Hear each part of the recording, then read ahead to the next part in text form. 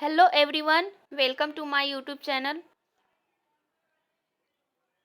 आप लोग हमारे चैनल पे फर्स्ट बार विजिट किए हो तो चैनल को लाइक, सब्सक्राइब, शेयर, कमेंट जरूर कीजिएगा।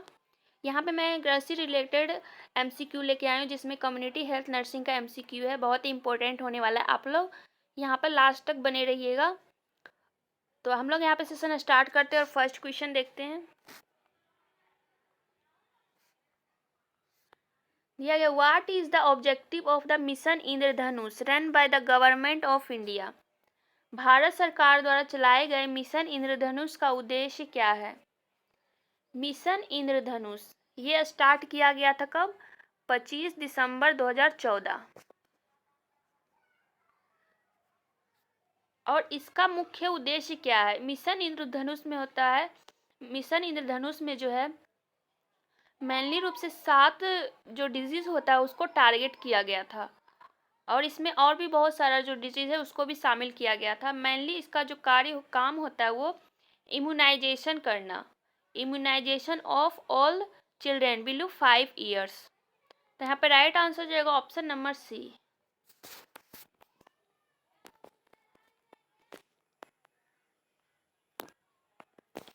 What is the diluent used in the BCG vaccine. BCG vaccine को घोलने के लिए डाइल्यूट का यूज करते हैं बीसीजी को देने के लिए। तो इसमें जो डाइल्यूट का यूज करते हैं वो क्या होता है? नॉर्मल सलाइन होता है या डिस्टिल वाटर होता है या फिर आरएल का यूज करते हैं या फिर 5% डेक्सट्रोज का यूज करते हैं।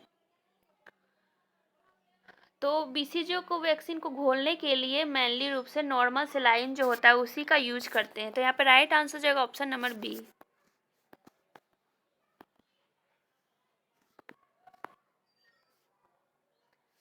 Which of the following is not a preventive measure of hepatitis A? निम्नलिखित में से कौन सा हेपेटाइटिस ए की रोकथाम का उपाय है? यहाँ पे ध्यान दीजिएगा आप लोग, यहाँ पे हेपेटाइटिस ए बोला गया है।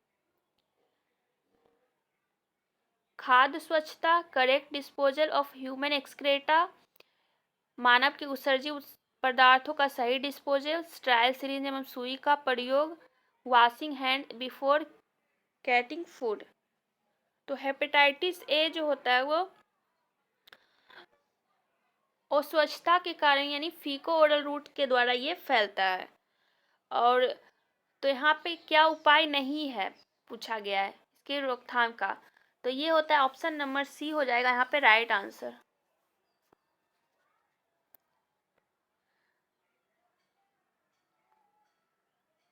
यहाँ पे हेपेटाइटिस बी अगर पूछता तो उसमें यूज करते स्ट्राइल सीरीज एवं सुई का उसमें यूज करते। और यहाँ पे राइट आंसर हो जाएगा option number C. The first aid for a patient bitten by a dog is. कुत्ते द्वारा काटे गए एक मरीज का प्राथमिक उपचार क्या करेंगे? तो बहुत बार ये क्वेश्चन हो चुका है। तो यहाँ पे राइट आंसर क्या हो जाएगा?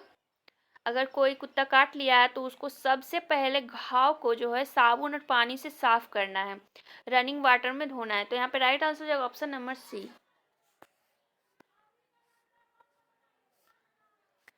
P soup stool in the symptom of which disease. मटर सूप स्टूल किस बीमारी का लक्षण है? कौन सा जो डिजीज है उसमें ये सिम्टम देखने को मिलता है? मटर जैसा स्टूल। तो ये होता है टाइफाइड में। ऑप्शन नंबर ए।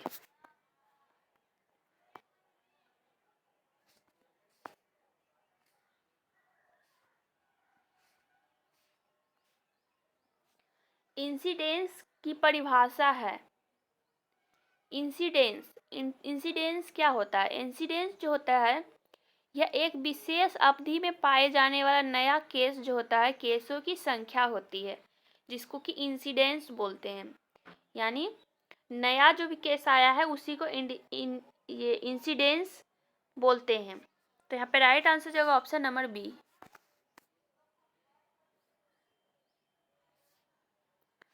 HIV सभी से फैलता है सिवाय HIV सभी से फैलता है सिवाय handshake, blood transfusion, sexual contact या फिर मदर टू चाइल्ड।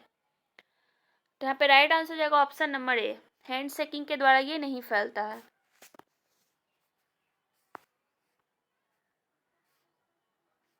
निम्न में से कौन सा एक उप स्वास्थ्य केंद्र यानी सब सेंटर का कार्य नहीं है? मैटरनल चाइल्ड हेल्थ रेफरल सेवा, नेशनल हेल्थ प्रोग्राम। तो यहाँ पे राइट आंसर जो है ऑप्शन नंबर डी। यहाँ पर ट्रेनिंग का व्यवस्था नहीं होता है सब सेंटर में, तो यहाँ पे राइट आंसर जो है ऑप्शन नंबर डी, ये कार्य यहाँ पे नहीं होता है। Which of the following is the most effective vaccine after only one dose? कौन सा एक खुराक के बाद सबसे प्रभावी वैक्सीन कौन सी है? एक खुराक देने के बाद सबसे effective vaccine only one dose, तो वो होता है बीसीजी का vaccine, option number C.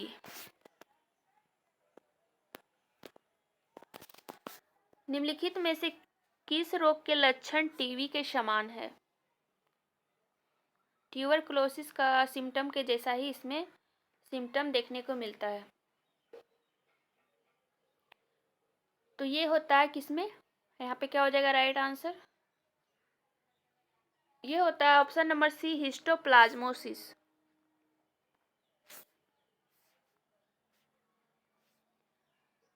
The main cause of infant mortality in India is.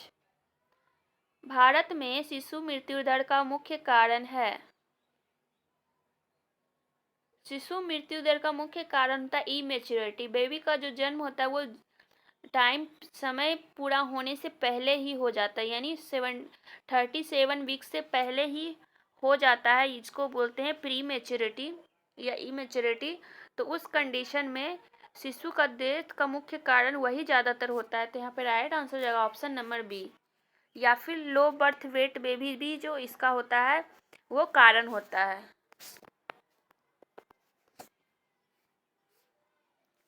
Seek test किया जाता है। सीक टेस्ट किस में किया जाता है? बहुत बार हो गया ये क्वेश्चन। तो ये किया जाता है डिप्थेरिया में। पृथक्करण किसके लिए उपयोगी है?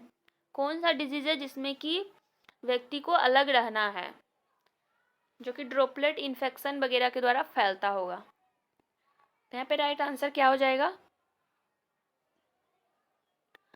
ये होता है डिप्थेरिया। डिप्थेरिया जिसमें कि अपर रेस्पिरेटरी ट्रैक्ट में जो होता है इन्फेक्शन वगैरह जो होता है, खांसने छींकने वगैरह से ये भी फैल जाता है। तो यहाँ पे राइट आंसर जो option number A, diphtheria.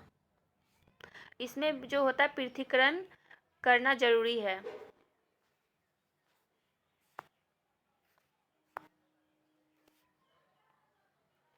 What is the meaning of census report in hospital? अस्पताल में जनगणना प्रतिवेदन का क्या मतलब है?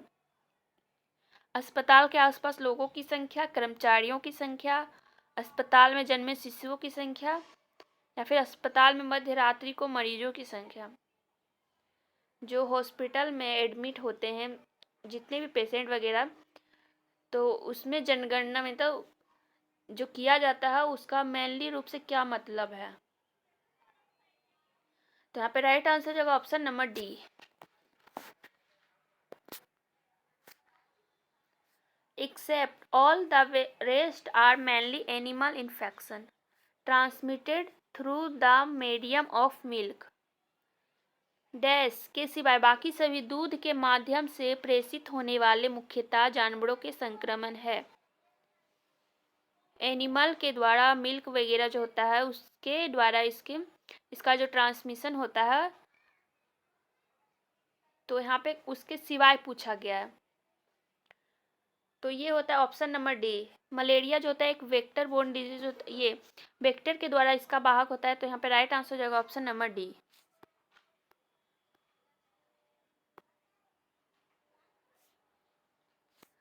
देश के सिवाय बाकी सभी अंतर्राष्ट्रीय विनिमय अधिनियम के तहत डब्ल्यूएचओ के सूचनीय रोग है। डब्ल्यूएचओ के अंतर्गत सूचना के अंतर्गत है वो सब डिजीज, एक को छोड़कर। तो वो होता है राइट आंसर यहाँ पे diphtheria.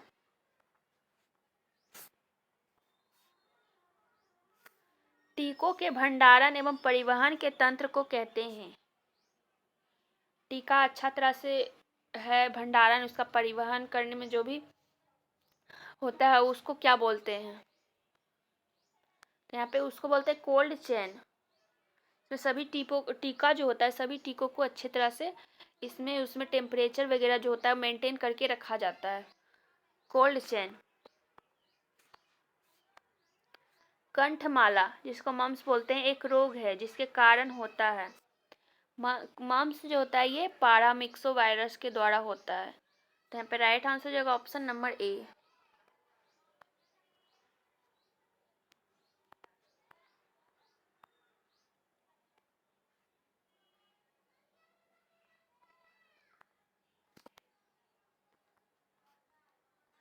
Which one of the following is a vector borne disease? कौन सा एक वेक्टर बोर्न डिजीज है? वेक्टर के द्वारा पूछा गया है तो ये हो जाएगा मलेरिया। और मलेरिया किसके द्वारा फैलता है? तो ये फैलता है मादा एनोफिलीज मच्छर। ऑप्शन नंबर बी हो जाएगा राइट आंसर।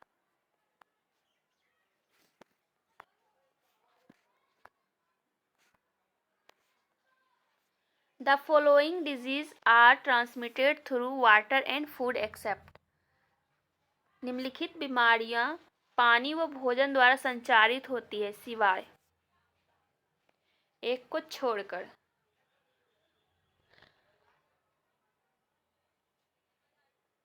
तो यहाँ पे क्या हो जाएगा राइट आंसर? पे राइट आंसर जाएगा option number A, hepatitis B. Hepatitis B जो मेनली होता है ये ब्लड ट्रांसफ्यूजन के द्वारा ट्रांसमिट होता है।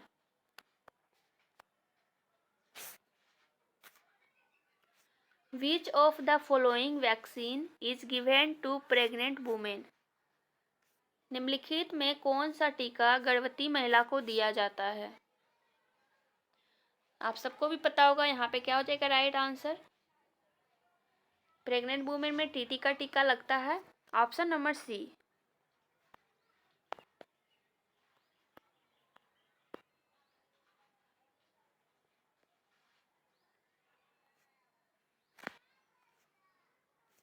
Which of the following diseases not transmitted by airborne droplets? निम्नलिखित में से कौन सी बीमारी वायुजनित बिंदुओं द्वारा संचारित नहीं होती है? ड्रॉपलेट इन्फेक्शन नहीं है।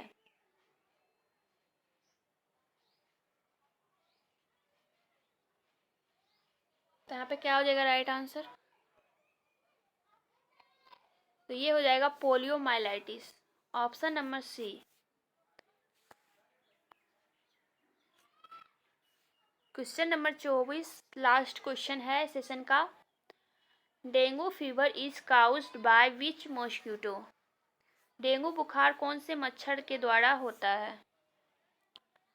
तो पता होगा आप लोग को क्या हो जाएगा यहाँ पे राइट आंसर? ये होता है एडिस एजिप्टी। एडिस एजिप्टी जो मॉस्किटो होता है उसकी काटने के द्वारा डेंगू बुखार होता है।